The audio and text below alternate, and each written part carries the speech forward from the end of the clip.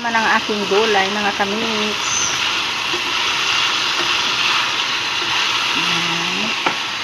Yan ang po ang aking gambas. At ang aking french fries. Back to life. I just wanna live in this moment forever. 'Cause I'm afraid that living couldn't get any better. YouTube channel. For today's video ay magluluto si Abinido ng spicy gambas. Ayan. Ito ang aking gagamitin na hipon. Babalatan ko pa yan, mga kamix. Tanggalan ko ng ulo. At ito naman ang pang pork steak. Hindi naman lahat yan lulutuin ko. Konti lang pang dagdag dito sa aking gambas. Yan. For today's video, ayan mga kamix, ang ating lulutuin for today. Ngayon lang ulit ako mag-upload ng luto.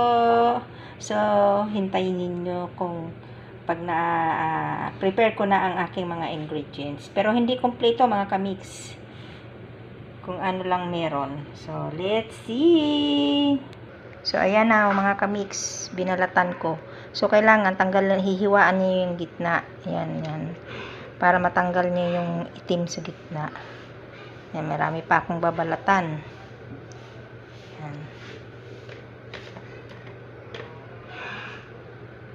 At ito ang gagamitin kong ingredients. Yan. Siling green. Pabrikas. Yan, butter, garlic, at saka basil. Yan, basil leaves. Dahil wala akong tomato sauce, so lagyan ko na lang siya ng ketchup. Kasi konti lang naman, 1 kutsara. Tapos olive oil, yan, black pepper, and salt. So, hintayin na lang natin mga kamix pag ako ay mag-uumpisa na. So, yan, nabalatan ko ng lahat. At huwag nyo itapon yung ulo at pakinabangan pa ninyo sa anumang lulutuin yung gulay. So, nagpainit na ako ng aking kawali. Bakal ang gagamitin ko para masarap ang pagkaluto. Kasi minsan kasi pag sa kawali, nagtutubig lang siya.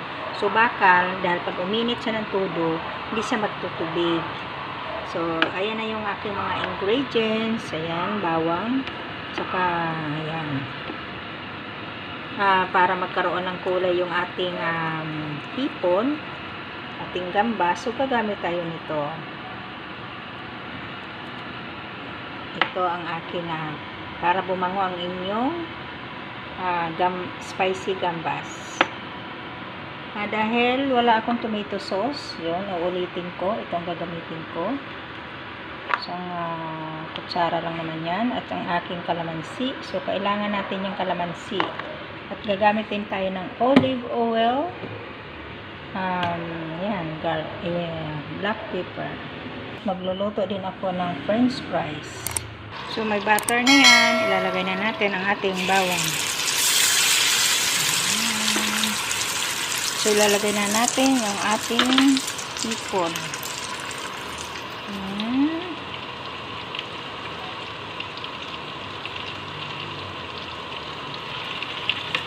Ilagyan ko yan ng konting asin. Yung hipon natin para magkaroon ng lasa.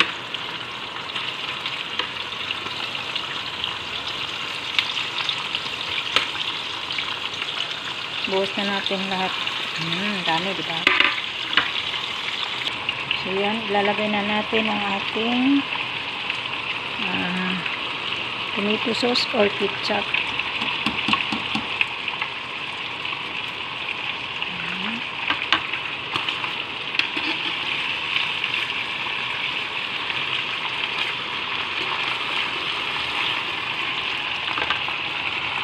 So, ayan na po. Ayan, may basil na po yan. May chili powder para magkaroon ng kulay. Ayan, naging pula na siya. At ngayon, lalagyan na natin siya ng sili. Para maging spicy ang ating gambas. Yan na po ang aking gambas na hipon.